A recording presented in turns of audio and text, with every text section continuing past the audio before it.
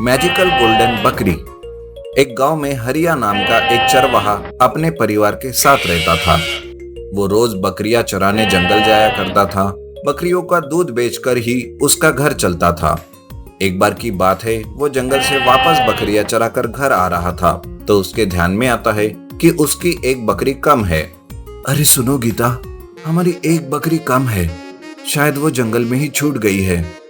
मैं जल्दी जाकर अपनी बकरी को ढूंढ कर लाता हूँ। लेकिन अभी आपको जंगल जाते जाते अंधेरा हो जाएगा।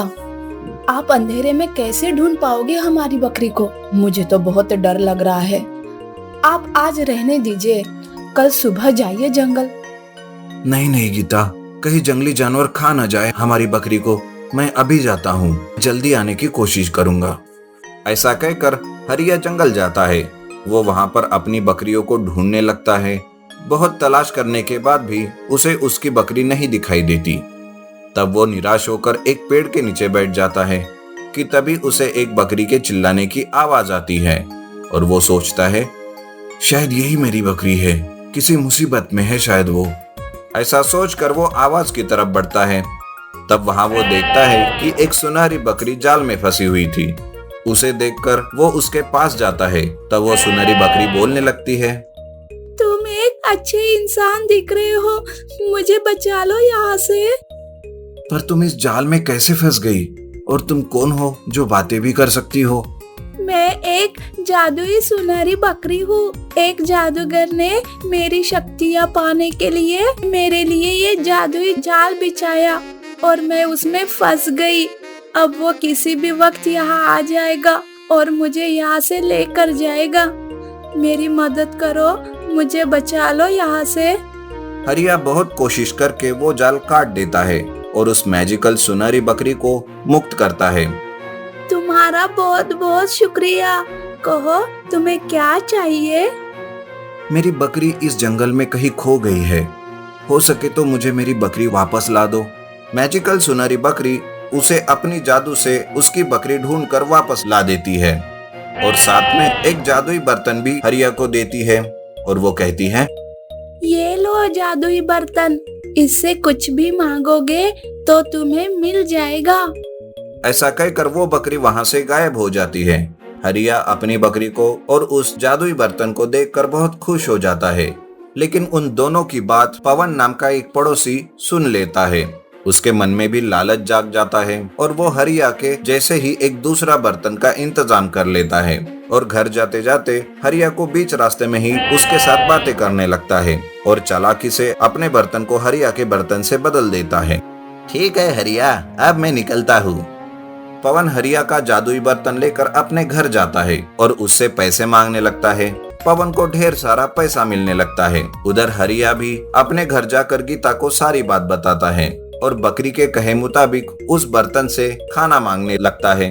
पर ये क्या, उस बर्तन से कुछ भी नहीं मिलता। वो बार बार कोशिश करता है लेकिन उस बर्तन से कुछ भी नहीं निकलता। तब गीता कहती है, अजी ये क्या है? इससे तो कुछ भी जादू नहीं हो रहा है। ठीक है, मैं कल फिर से जंगल जाता हूँ और जादुई सुनहरी बकरी को ढूंढकर उससे पूछता हूँ। ये कहकर वो दूसरे दिन जंगल में जाकर मैजिकल गोल्डन बकरी को आवाज देने लगता है। उसकी आवाज सुनते ही मैजिकल गोल्डन बकरी उसके सामने आ जाती है और कहती है, क्या बात है हरिया, क्यों मुझे बुलाया? तब हरिया मैजिकल गोल्डन बकरी को सारी बात बता देता है। मैजिकल सुनहरी बकरी अपने जादू से देख लेती है। तब सुनहरी बकरी एक और जादुई डंडा निकालती है और कहती है, हरिया ये जादुई डंडा लेकर तुम सीधे अपने पड़ोसी पवन के घर जाओ और इस डंडे से कहना कि मेरी सारी इच्छाएं पूरी कर दो। तब तुम्हें सारी बात समझ में आ जाएगी। हरिया वो जादुई डंडा लेकर सीधा पवन के घर जाता है और जाते ही कहता है, हे जादुई डंडे, मेरी सारी इच्छाएं पूरी कर दो। ऐसा कहते ही वो डंडा हवा में उड़कर पवन को मारने लगता है। पवन उस डंडे से बचने की पूरी कोशिश करता है पर वो डंडा उसे पीटता ही रहता है।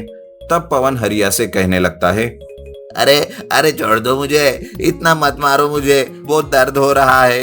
हाय रे हरिया, मैं तुम्हें तुम्हारा जादुई बर्तन वापस कर दूंगा, पर इस डंडे को रोको प्लीज। तब हरिया को सारी बात समझ में आ जाती है कि पवन ने ही उस बर्तन को धोखे से उससे बदल दिया था। फिर हरिया उस डंडे को रुकने के लिए कहता है। वो डंडा भी रुक जाता है और नीचे गिर जाता है। उसके बाद पवन उसे उसका जादुई बर्तन वापस दे देता है। हरिया वो बर्तन लेकर अपने घर चला आता है और उस बर्तन से खाना, सोना, पैसा मांगने लगता है और वो जादुई बर्तन भी उसे वो सब दे देता है। इस तरह से हरिया और गीता की हालत सुधर जाती है और वो देखते ही देखते अमीर बन जाते हैं। అండర్ గ్రౌండ్ పెట్రోల్ పంప్ దొంగ. రాజాపూర్ అనే గ్రామం ఒక అడవి దారిలో ఉండేది. గ్రామానికి ఎటు వెళ్ళినా 100 కిలోమీటర్ల మేర పెట్రోల్ బంక్ ఉండేది కాదు. అందువల్ల వచ్చిపోయే వాహనాలకు పెట్రోల్ అవసరం ఉండేది. అదే గ్రామంలో భీమ్లాల్ అనే పహిల్వాన్ ఉండేవాడు. అతనికి వల్లమాలిన పొగరు ఉండేది. ఆ ఊరిలో పెట్రోల్ అవసరాన్ని గమనించి అతను ఎవరికీ తెలియకుండా ఆ ఊరి చివర రోడ్డు ప్రక్కన ఒక అండర్ గ్రౌండ్ పెట్రోల్ బంక్ని నిర్మిస్తాడు. భూమి అడుగున పెట్రోల్ ట్యాంకర్లను పెట్టి అందులో సగం కిరోసిన్ కలిపి కల్తీ చేసి పెట్రోల్ని నింపి భూమిపైన పెట్రోల్ పంప్ ఉండేలా చేసి వచ్చేపోయే వాహనాలకు పెట్రోల్ కొడుతూ ఉంటాడు. ఇదిగో బాబు, పెట్రోల్ ఉందా? మా బండి ఆగిపోయింది. అర్జెంటుగా ఒక 2 లీటర్ల పెట్రోల్ కావాలి. ఉంది. లీటర్ 200 రూపాయలు. ఏంటి, లీటర్ 200? చాలా ఎక్కువ చెప్తున్నావు నువ్వు. మరి ఈ అడవిలో నీకు అసలు రేట్కి పెట్రోల్ ఎలా దొరుకుతుందనుకుంటున్నావు? ఎంత అడవైతే మాత్రం మరి అంత రేటా? అయితే ఓ పని చెయ్యి. ఇలా ఇదే రోడ్డులో ఒక 100 కిలోమీటర్లు పోతే నీకు పెట్రోల్ దొరుకుతుంది. వెళ్ళి తెచ్చుకొని నీ వాహనాన్ని తీసుకుపో. నీది దొంగ పెట్రోల్ బంక్. నువ్వు దొంగ పని చేస్తున్నావు. రేయ్, మాటలు సరిగ్గా రాని. మర్యాదగా పెట్రోల్ పోయించుకుంటే పోయించుకో, అంతేగాని ఎక్స్ట్రాలొద్దు. సర్లే, ఇంకేం చేస్తాం? అవసరమేమో నాది. నా బండిలో పెట్రోల్ పోయి అని ఆ వాహనదారుడు చేసేదేమీ లేక పెట్రోల్ కొట్టించుకుని వెళ్ళిపోతాడు. అలా వచ్చేపోయే వాహనదారులను బెదిరిస్తూ పెట్రోల్ కొడుతూ ఉంటాడు. ఒకరోజు జాఫర్ అనే ఒక వ్యక్తి భీమ్లాల్ దగ్గరకు వచ్చి ఇలా అంటాడు. అరే భీమ్లాల్ అన్నా, నాకు పెట్రోల్ కావాలి. ఇప్పుడు నా దగ్గర డబ్బులు లేవు. నేను తర్వాత ఇస్తాను. మా అమ్మకు బాగోలేదన్నా. ఆమెని అర్జెంటుగా హాస్పిటల్కి తీసుకుపోవాలి. దయచేసి పెట్రోల్ పోయన్నా. పెట్రోల్ లేదు, ఏమీ లేదు. డబ్బులు లేకపోతే పెట్రోల్ ఎక్కడి నుంచి వస్తుందిరా? అరే బాయ్, చల్ చల్ చలో యాహాసే. ప్రతివాడు నాకు ఏదో అవసరం ఉంది, ఇది అవసరం ఉంది అంటాడు. పెట్రోల్ పోయిరా బాబంటే ఎలా పోస్తారు? ఇదేమైనా ధర్మసత్రమా? అండర్ గ్రౌండ్లో పెట్రోల్ పంప్.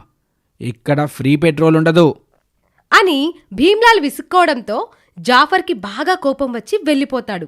ఎలాగైనా ఈ భీమ్లాల్ ఆట కట్టించాలనుకుంటాడు. భీమ్లాల్ అండర్ గ్రౌండ్లో దాచిన పెట్రోల్ ట్యాంక్లోంచి పెట్రోల్ దొంగలించి పట్టుకుపోతాడు. తర్వాత రోజు భూమిపై ఉన్న పెట్రోల్ పంప్తో వాహనాలకు పెట్రోల్ కొడదామని చూస్తాడు. అప్పుడు పెట్రోల్ రాకపోవడంతో తన అండర్ గ్రౌండ్లో ఉన్న పెట్రోల్ ట్యాంక్లో ఎవరో పెట్రోల్ దొంగలించారని గమనిస్తాడు. మళ్ళీ పెట్రోల్ నింపి తర్వాత రోజు చూస్తాడు భీమ్లాల్. మళ్ళీ ఖాళీ ట్యాంక్ ఉండడంతో భీమ్లాల్కి చాలా కోపం వస్తుంది. ఈ పని ఎవరు చేస్తున్నారో కనిపెట్టాలని ఒక పథకాన్ని రూపొందిస్తాడు. తర్వాత రోజు ఆ పెట్రోల్ ట్యాంక్ నిండా నీళ్లు నింపి ఉంచుతాడు. తర్వాత రోజు జాఫర్ యథావిధిగా పెట్రోల్ ట్యాంక్లో పెట్రోల్ అనుకొని నీళ్లను దొంగలిస్తాడు. భీమ్లాల్ తన మనసులో ఇలా అనుకుంటాడు.